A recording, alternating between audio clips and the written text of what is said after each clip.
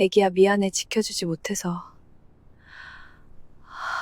유산 수술을 마치고 병원에서 돌아오는 차 안에서 저는 계속 눈물만 흘렸어요. 14주 동안 제 뱃속에서 자라던 아기가 갑자기 심장을 멈췄습니다. 그렇게 기다리던 아이를 이렇게 보내야 한다는 게 믿기지 않았죠. 텅 빈 뱃속이 너무 공허했고 가슴이 찢어지는 것 같았습니다. 제 잘못으로 우리 아기가 떠난 걸까요? 지금부터 유산하게 된 이야기를 시작합니다. 이야기에 앞서 구독과 좋아요는 제가 이 이야기를 끝까지 할 수 있는 용기가 됩니다. 댓글로 여러분의 생각을 꼭 들려주세요. 저는 결혼 3년 차 32살의 평범한 직장인 김민서라고 합니다. 남편 정우진과는 대학 동아리에서 만나 7년을 연애하고 결혼했죠.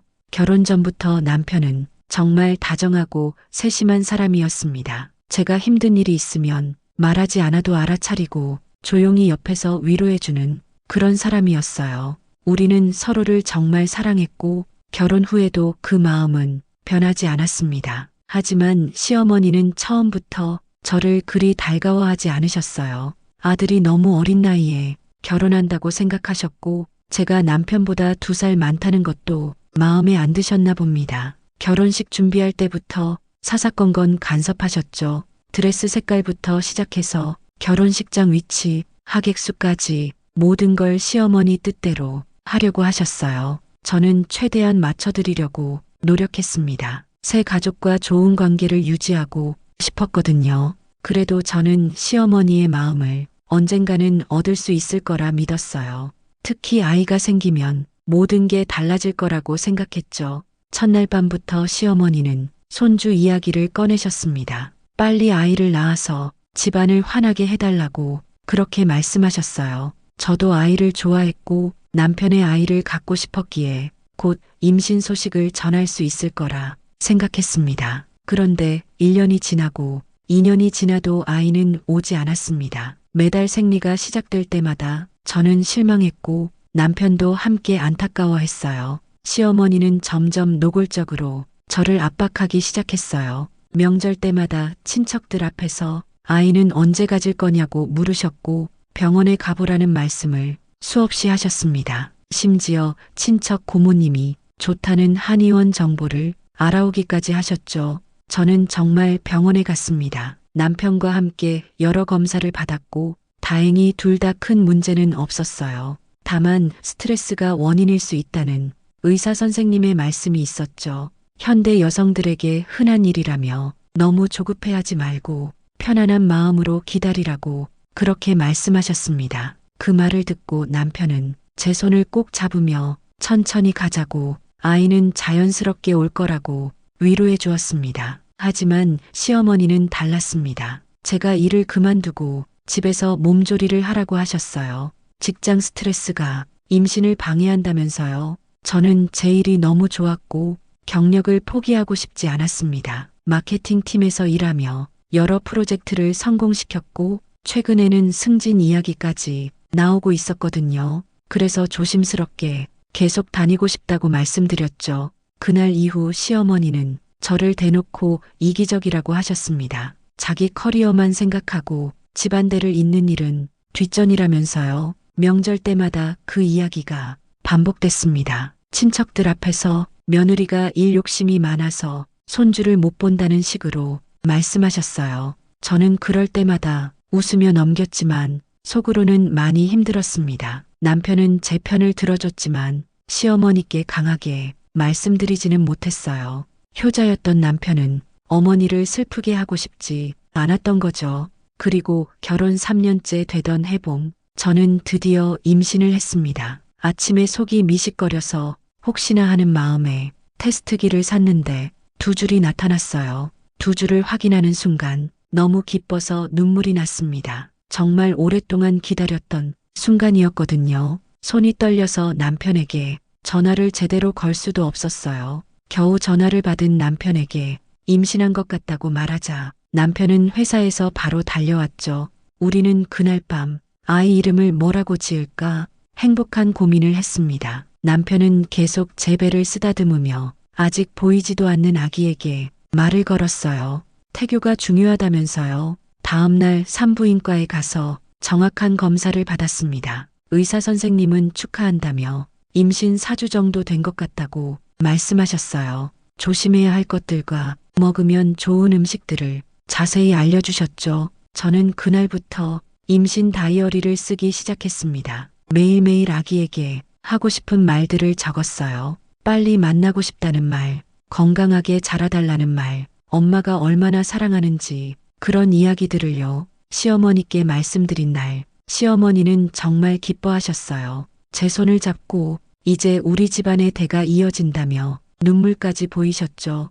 오랫동안 기다렸던 손주가 드디어 온다는 사실에 감격하신 것 같았습니다. 그때 저는 생각했습니다. 이제 모든 게 좋아질 거라고, 시어머니와의 관계도 완전히 달라질 거라고요. 제가 일을 계속하는 것에 대한 불만도 사라질 거라고 그렇게 믿었습니다. 임신 사실을 알린 후 시어머니는 정말 180도 달라지셨습니다. 매일같이 전화를 주셔서 몸은 괜찮은지, 뭐 먹고 싶은 건 없는지 물으셨고 일주일에 2~3번은 직접 반찬을 만들어 가져다 주셨어요. 임신부에게 좋다는 음식은 모조리 만들어 오셨습니다. 미역국, 소고기국, 전복죽, 닭백숙까지 냉장고가 가득 찰 정도였죠. 입덧이 심했던 저는 아무것도 먹기가 힘들었는데 시어머니가 만들어주신 미역국은 신기하게도 넘어갔습니다. 간을 아주 약하게 하고 소고기를 푹 고아서 냄새가 거의 나지 않게 만들어주셨거든요. 시어머니는 그걸 보시고 정말 기뻐하셨죠. 당신이 만든 음식을 며느리가 잘 먹는다는 게 그렇게 뿌듯하신가 봅니다. 처음으로 시어머니와 편안하게 이야기를 나눴던 것도 그 무렵이었어요. 임신 7주쯤 됐을 때 입덧이 너무 심해서 거의 아무것도 먹지 못했습니다. 회사에서도 화장실을 들락날락했고 집에 오면 바로 침대에 누워 움직이지 못했어요. 시어머니는 그런 저를 보시고 진심으로 걱정해 주셨습니다. 입덧 심할 때 좋다는 레몬물도 만들어 주시고 생강차도 끓여 주셨죠. 그리고 임신 중에는 절대 무리하지 말라고, 일을 좀 줄이라고 하셨어요. 예전처럼 강압적이지 않고 정말 걱정하는 마음으로 조심스럽게 말씀하셨습니다. 남편도 완전히 달라졌어요. 퇴근하면 바로 집으로 와서 저를 챙겼고 주말에는 산부인과 검진에 빠짐없이 함께 갔죠.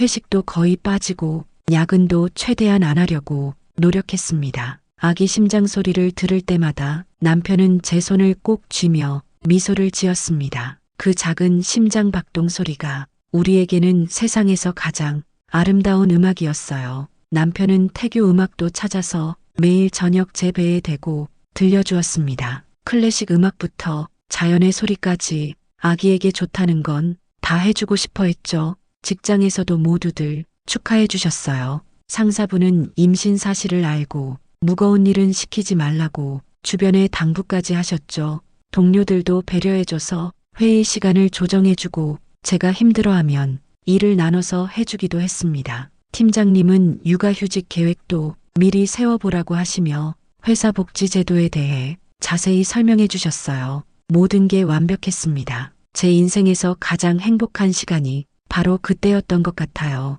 매일 아침 일어나면 뱃속의 아기에게 인사를 했고 저녁에는 오늘 있었던 일들을 아기에게 들려주었습니다. 임신 12주차가 되던 날 우리는 첫 초음파 사진을 받아왔습니다. 아직 콩알만한 크기였지만 분명히 우리 아기였어요. 손가락 발가락이 생기기 시작했고 얼굴 윤곽도 어렴풋이 보였죠.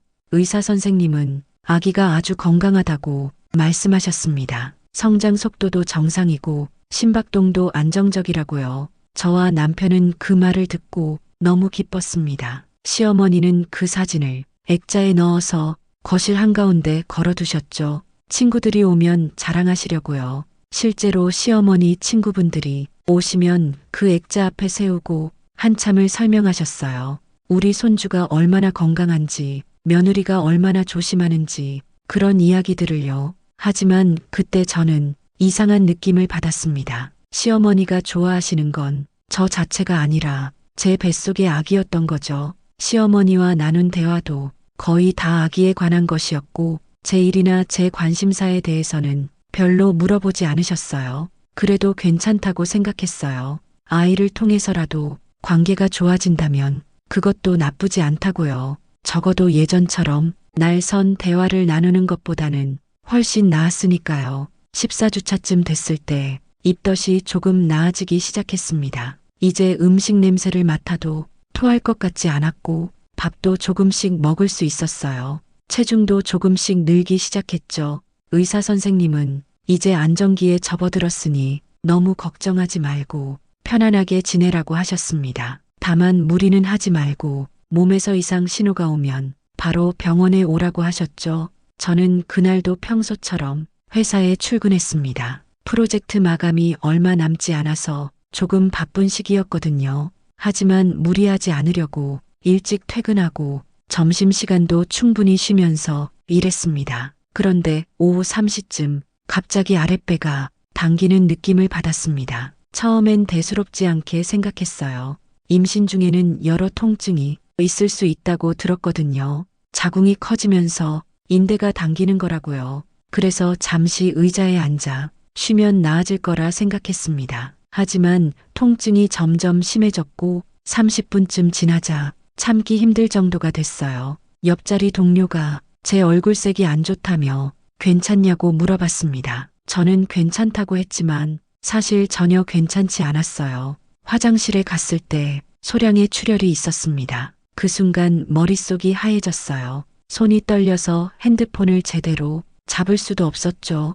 겨우 남편에게 전화를 걸었고 떨리는 목소리로 상황을 설명했습니다. 남편은 바로 회사로 온다고 그때까지 움직이지 말라고 그렇게 말했어요. 전화를 끊고 화장실 칸에 앉아 있는데 눈물이 주르륵 흘렀습니다. 제발 아기가 괜찮기를 간절히 기도했어요. 남편이 회사에 도착하는데 20분쯤 걸렸습니다. 그 20분이 마치 20시간처럼 느껴졌어요. 동료들이 걱정스러운 눈빛으로 저를 바라봤지만 저는 아무 말도 할 수 없었습니다. 남편이 도착하자마자 우리는 급히 병원으로 향했어요. 차 안에서 남편은 계속 괜찮을 거라고 손을 쓰다듬어 주었지만 저는 불길한 예감을 떨쳐낼 수 없었습니다. 응급실에 도착했을 때 의사 선생님은 바로 초음파 검사를 진행하셨습니다. 저는 침대에 누워 천장을 바라보며 심장이 터질 듯이 뛰는 걸 느꼈어요. 남편은 제 옆에서 계속 괜찮을 거라고 손을 쓰다듬어 주었습니다. 의사 선생님이 차가운 젤을 제 배에 바르고 프로브를 움직이기 시작했어요. 모니터를 보시던 선생님의 표정이 점점 굳어지는 게 보였습니다. 이리저리 각도를 바꿔가며 계속 확인하셨지만 표정은 점점 어두워졌죠. 그리고 잠시 후 선생님은 천천히 말씀하셨습니다. 아기의 심박동이 확인되지 않는다고요. 계류 유산일 가능성이 높다고 더 정확한 검사를 해봐야겠지만 지금 상태로는 아기가 자궁 안에서 성장을 멈춘 것 같다고요.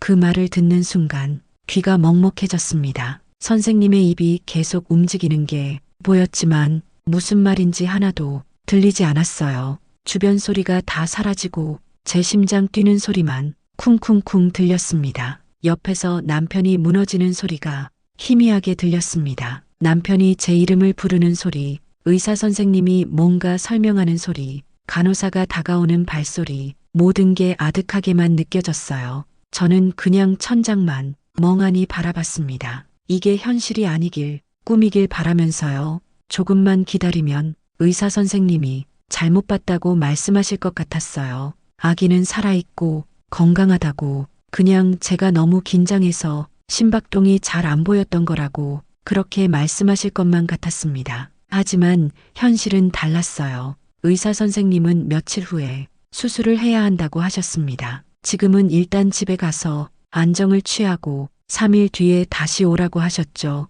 혹시 모르니 그 사이에 출혈이나 통증이 심해지면 바로 오라고요. 그리고 이런 일은 누구에게나 일어날 수 있는 일이고 산모의 잘못이 절대 아니라고 그렇게 말씀하셨습니다. 하지만 그 말이 위로가 되지 않았어요. 제 뱃속에서 제 아기가 죽었는데 누구의 잘못도 아니라는 게 무슨 의미가 있을까요? 집으로 돌아오는 차 안에서 남편과 저는 아무 말도 하지 못했습니다. 남편도 눈물을 참느라 운전에만 집중하는 게 보였어요. 신호등이 빨간 불일 때마다 남편은 제 손을 꼭 쥐었지만 저는 아무런 느낌도 없었습니다. 마치 제 몸이 아닌 것처럼 모든 감각이 사라진 것 같았어요. 현관문을 열고 들어섰을 때 시어머니가 계셨습니다. 원래 오늘 반찬을 가져다 주시기로 하신 날이었거든요. 주방에서 뭔가 준비하고 계시던 시어머니는 우리의 표정을 보시고 무슨 일이냐고 물으셨습니다. 시어머니의 얼굴에는 걱정이 가득했어요. 남편이 떨리는 목소리로 아기가 안 좋다고 수술을 해야 할 것 같다고 말씀드렸습니다. 시어머니의 얼굴이 순식간에 창백해졌어요. 손에 들고 계시던 국자를 떨어뜨리시며 몇 번이고 되묻으셨죠. 정말이냐고, 병원에서 확실히 그렇게 말했냐고요. 남편이 고개를 끄덕이자 시어머니는 주저앉으며 울음을 터뜨리셨습니다. 그렇게 기다리던 손주를 이렇게 보내야 한다는 게 믿기지 않으신 거죠. 저는 그 모습을 보며 죄책감이 밀려왔습니다. 시어머니의 기대를 저버린 것 같아서요. 그때 시어머니가 하신 말을 저는 평생 잊지 못할 겁니다. 시어머니는 울음을 그치시고 저를 바라보셨어요. 그리고 떨리는 목소리로 말씀하셨습니다. 그러게 내가 뭘 했냐고, 회사 그만두고 집에서 쉬라고 했잖냐고, 당신이 욕심부려서 일을 계속한 게 문제라고, 우리 손주가 어떻게 된 거냐고 그렇게 말씀하셨습니다. 저는 그 말을 듣고 그 자리에 주저앉고 말았습니다. 다리에 힘이 쭉 빠지면서 바닥에 털썩 앉았어요.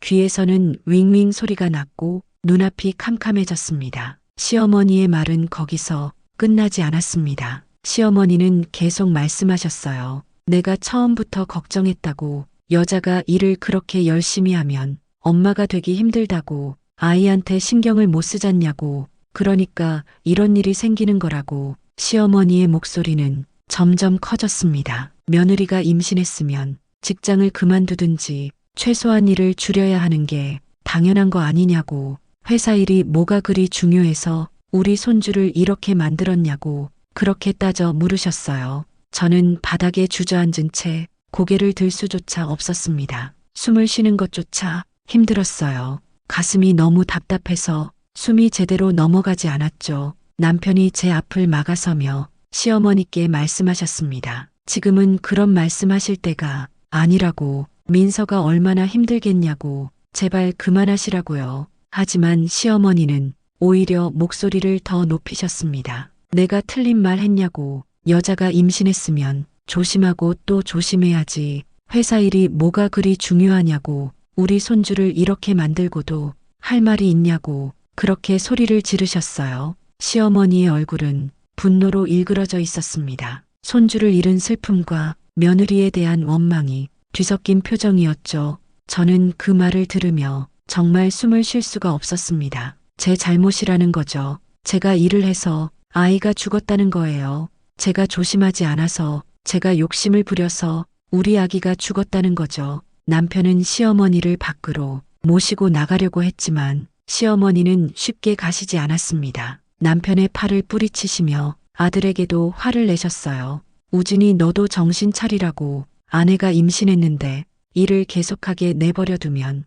어떡하냐고, 당신이 더 단단히 말했어야 했다고, 남편도 책임이 있다고 그렇게 말씀하셨습니다. 남편의 얼굴도 창백해져 있었어요. 어머니의 말에 상처받은 것도 있었지만 정말로 자신의 잘못인가 하는 자책감도 있었던 것 같습니다. 저는 그 모습을 보며 더 큰 죄책감을 느꼈어요. 남편까지 이렇게 힘들게 하다니 정말 다 제 탓인 것만 같았습니다. 결국 남편이 강하게 말씀드리고 시어머니는 나가셨습니다. 문을 쾅 닫고 나가시면서 마지막으로 한마디 더 하셨어요. 자기는 당분간 얼굴 보기 싫으니 연락하지 말라고, 손주도 제대로 못 지킨 며느리가 밉다고 그렇게 말씀하시고 가셨습니다. 혼자 남은 거실에서 저는 한참을 울었어요. 소리내서 울고 또 울었습니다. 아기를 잃은 슬픔, 시어머니의 말에 받은 상처, 나 자신에 대한 자책감, 모든 게 한꺼번에 몰려왔어요.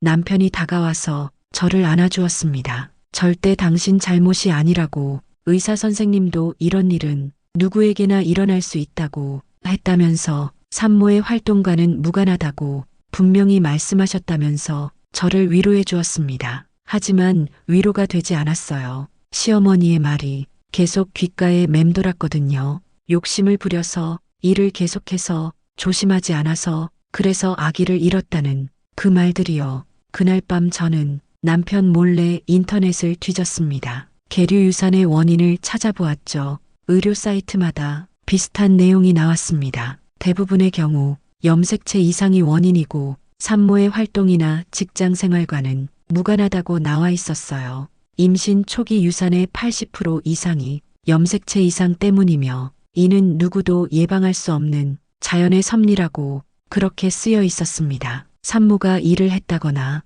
무거운 걸 들었다거나 운동을 했다거나 그런 것들은 유산의 직접적 원인이 아니라고 명확하게 나와 있었어요. 하지만 그래도 마음 한편에서는 시어머니의 말이 계속 저를 괴롭혔습니다. 정말 제가 조금만 더 조심했다면, 일을 그만뒀다면 아기를 지킬 수 있지 않았을까? 그런 생각이 머릿속을 떠나지 않았어요. 3일 후 수술을 받기 위해 다시 병원에 갔습니다. 그 3일 동안 저는 거의 아무것도 하지 못했어요. 먹지도 못하고 씻지도 못하고 그냥 침대에 누워 천장만 바라봤습니다. 뱃속에 아기가 있지만 이미 심장이 멈췄다는 사실, 그게 너무 끔찍했어요. 수술실에 들어가기 전 남편이 제 손을 꼭 잡으며 사랑한다고, 수고했다고, 당신 잘못이 아니라고 그렇게 말했습니다. 저는 고개만 끄덕였습니다. 말을 할 수가 없었거든요.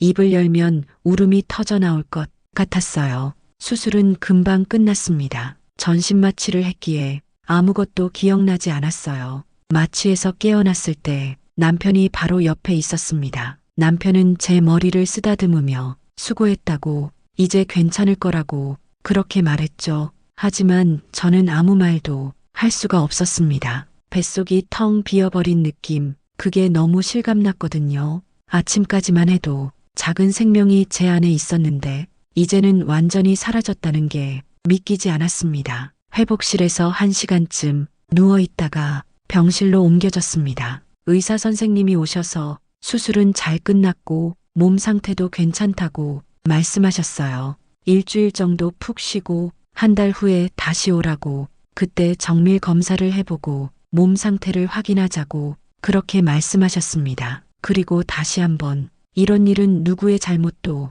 아니라고, 너무 자책하지 말라고 당부하셨어요. 선생님은 분명히 말씀하셨습니다. 직장 생활이나 일상적인 활동이 유산의 원인이 아니라고, 대부분 태아의 염색체 이상 때문이라고요. 하지만 그 말이 제 마음을 완전히 위로해주지는 못했습니다. 병실에서 누워있는데 시어머니가 문을 열고 들어오셨습니다. 저는 놀라서 남편을 봤어요. 남편도 당황한 표정이었습니다. 시어머니께 연락하지 말라고 당부했었거든요. 하지만 시어머니는 며느리가 수술하는데 어떻게 안 올 수 있냐며 직접 찾아오신 거였습니다. 시어머니는 제 침대 곁에 앉아 한숨을 쉬셨습니다. 표정이 많이 어두우셨어요. 손주를 잃은 슬픔이 여전히 크신 것 같았습니다. 시어머니는 조용히 말씀하셨어요. 민서야, 이제 몸조리 잘해야 한다고, 다음에 또 임신할 수 있게 건강을 회복해야 한다고요.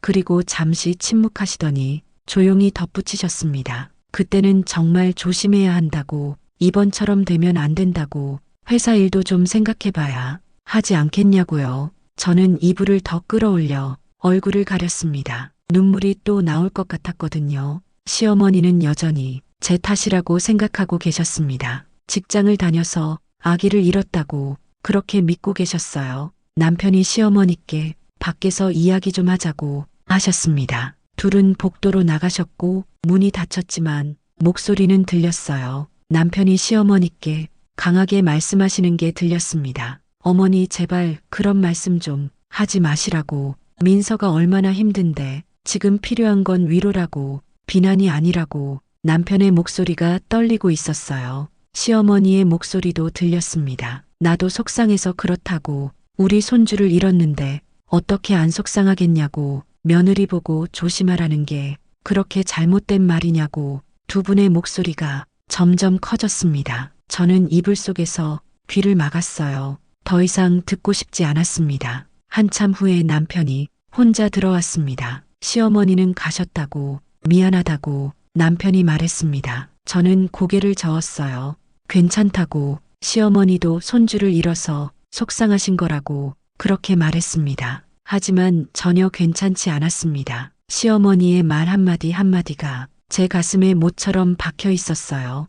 퇴원하는 날 남편은 회사에 일주일 휴가를 냈다고 했습니다. 저를 돌보기 위해서요. 저는 고맙다고 말했지만 사실 아무도 필요 없었어요. 그냥 혼자 있고 싶었습니다. 아무도 저를 보지 않는, 아무 소리도 들리지 않는 그런 곳에 있고 싶었죠. 집으로 돌아오는 길 차창 밖을 바라보며 사람들을 봤습니다. 웃으며 걷는 사람들, 아이와 손을 잡고 가는 부모들, 임신한 여성들, 모두가 너무 행복해 보였어요. 저만 세상에서 가장 불행한 사람 같았습니다. 집에 돌아온 후 저는 거의 침대에서 나오지 않았습니다. 커튼을 모두 치고 방을 어둡게 만든 채 그냥 누워만 있었어요. 먹지도 않고 씻지도 않고 그냥 누워서 천장만 봤습니다. 남편이 죽이나 미역국을 끓여왔지만 몇 숟가락 뜨다가 그만뒀어요. 아무 맛도 느껴지지 않았거든요. 음식을 삼키는 것조차 힘들었습니다. 목구멍에 뭔가 막힌 것처럼 음식이 넘어가지 않았어요. 회사에는 한 달 휴직계를 냈습니다. 상사분이 전화로 푹 쉬고 오라고, 걱정하지 말라고 그렇게 말씀하셨지만 제가 언제 다시 일할 수 있을지 모르겠었어요. 일할 힘도 의지도 전혀 없었거든요. 친구들이 연락을 했지만 답장하지 않았습니다. 무슨 말을 해야 할지 모르겠더라고요.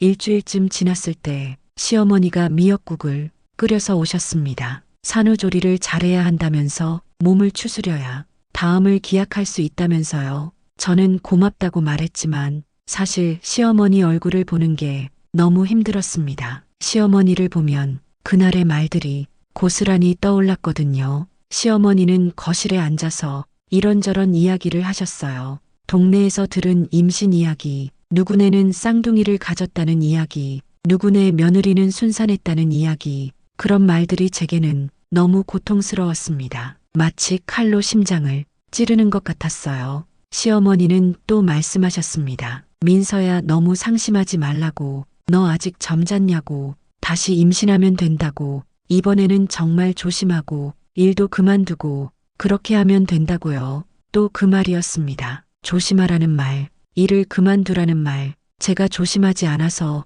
아기를 잃었다는 뉘앙스의 말이었죠. 저는 참을 수 없어서 방으로 들어가 버렸습니다. 문을 닫고 이불을 뒤집어 썼어요. 시어머니는 남편에게 제가 예민해졌다고, 산후우울증인 것 같다고, 병원에 데려가 봐야 하는 거 아니냐고 그렇게 말씀하셨습니다. 그 말도 다 들렸어요. 벽이 얇아서 다 들렸습니다. 산후우울증, 맞는 말일지도 모르겠어요. 저는 우울했고 무기력했고 아무것도 하고 싶지 않았으니까요. 남편은 시어머니를 집 밖까지 배웅하고 한참 뒤에 방으로 들어왔습니다. 조심스럽게 문을 열고 제 옆에 누웠어요. 그리고 말했습니다. 민서야, 어머니가 아기는 없으시다고, 그냥 걱정되셔서 그런 거라고, 손주를 잃어서 속상하신 거라고요. 저는 대답하지 않았습니다. 아기가 없다고 상처받지 않는 건 아니니까요. 오히려 아기 없이 던진 말이 더 아플 때가 있잖아요. 상대방은 아무렇지 않게 한 말이 듣는 사람에게는 평생 지울 수 없는 상처가 되는 그런 경우 있잖아요. 그날 밤 저는 남편 몰래 또 울었습니다. 이불을 뒤집어 쓰고 소리 내지 않으려고 입을 막으면서 조용히 울었어요. 눈물이 베개를 적셨고 목이 메었지만 소리는 내지 않았습니다. 남편이 걱정할까봐 더 이상 남편에게 짐이 되고 싶지 않아서요. 그렇게 2주가 지났을 때 친정어머니가 오셨습니다. 남편이 연락을 드린 것 같았어요. 제가 너무 힘들어한다고 도와달라고요. 문을 여는 순간 어머니 얼굴을 보고 저는 그만 울음을 터뜨렸습니다. 참았던 모든 감정이 한꺼번에 쏟아져 나왔어요. 어머니는 아무 말 없이 저를 꽉 안아주셨습니다. 힘들었지 우리 딸, 많이 힘들었구나. 그 말 한마디에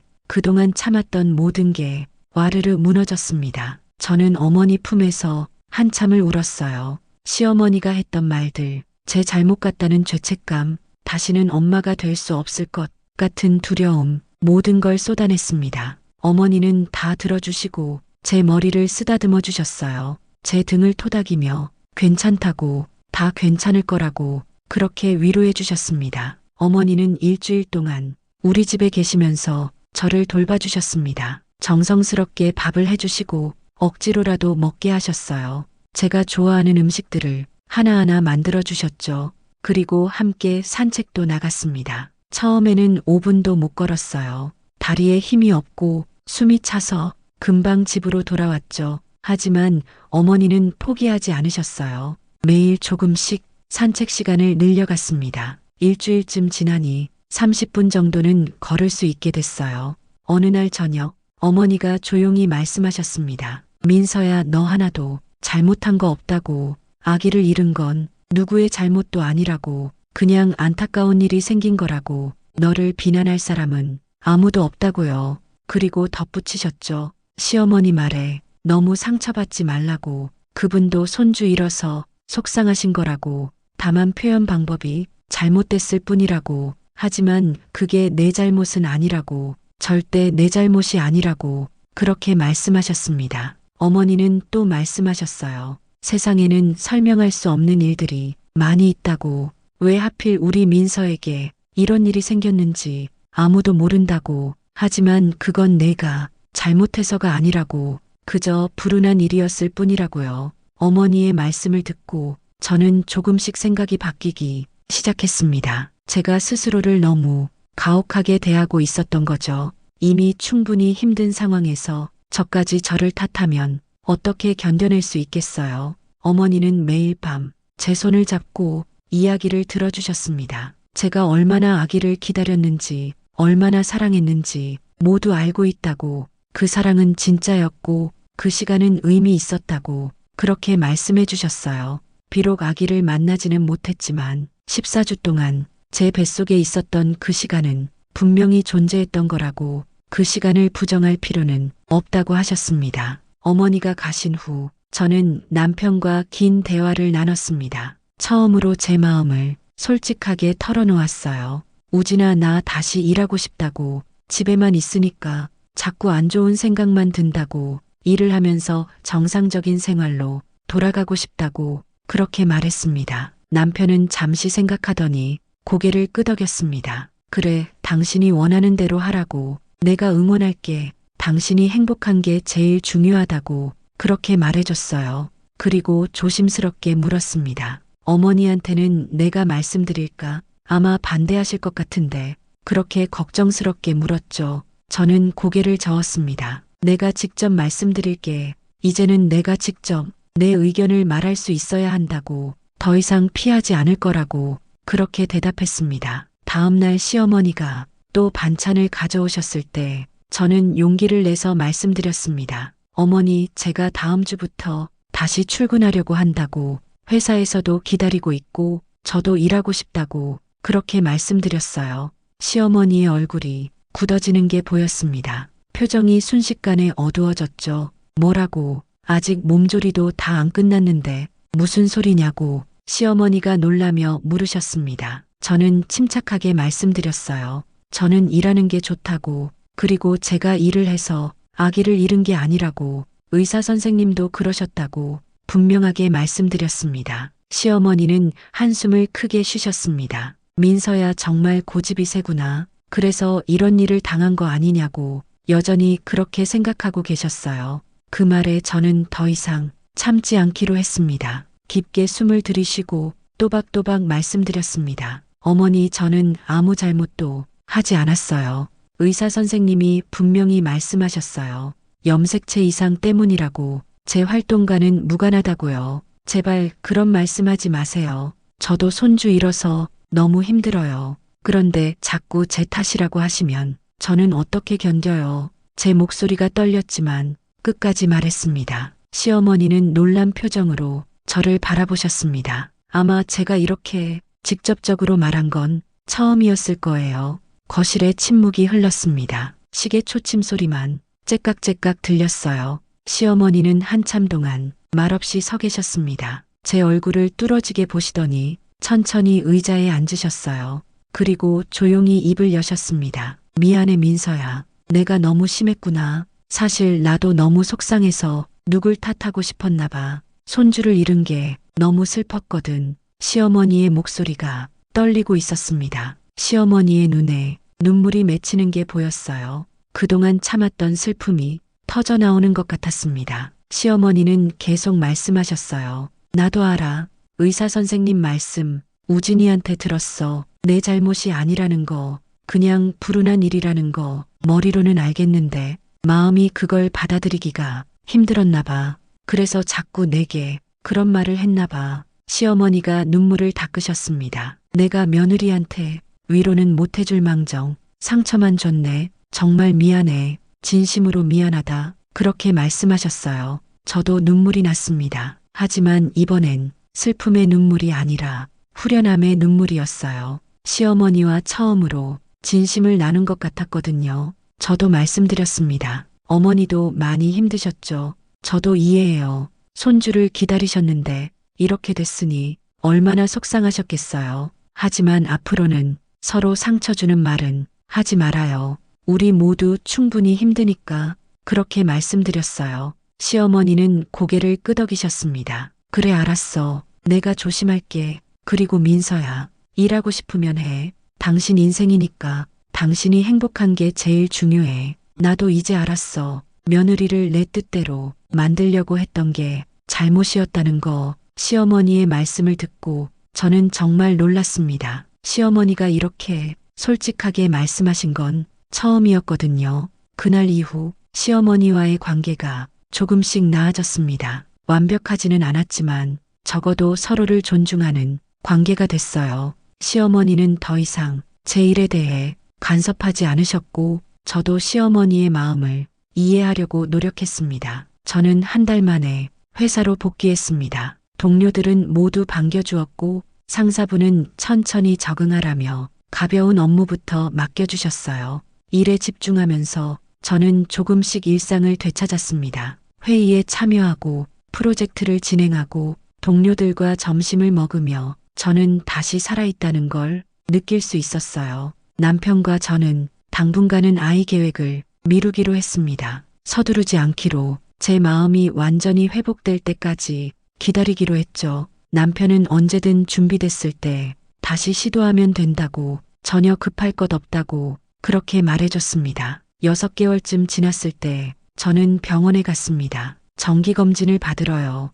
의사 선생님은 몸 상태가 아주 좋다고 하셨습니다. 완전히 회복됐고 언제든 다시 시도해 볼 수 있다고 그렇게 말씀하셨어요. 하지만 저는 아직 준비가 되지 않았습니다. 아직 마음이 완전히 치유되지 않았거든요. 그래도 괜찮았어요. 저는 이제 알았거든요. 엄마가 되는 것만이 제 가치를 증명하는 건 아니라는 걸. 저는 그 자체로 충분히 소중한 사람이라는 걸요. 일하는 것도 제 정체성의 중요한 부분이고 그걸 포기할 필요는 없다는 걸 깨달았습니다. 어느 날 저녁 시어머니가 전화를 주셨습니다. 민서야, 이번 주말에 우리 집에서 밥 먹자. 내가 좋아하는 갈비찜 할게. 오랜만에 우리 얘기도 하고 그렇게 제안하셨어요. 저는 웃으며 대답했습니다. 네 어머니, 갈게요. 남편이랑 같이 갈게요. 전화를 끊고 창밖을 바라봤어요. 계절이 바뀌어 봄이 다시 오고 있었습니다.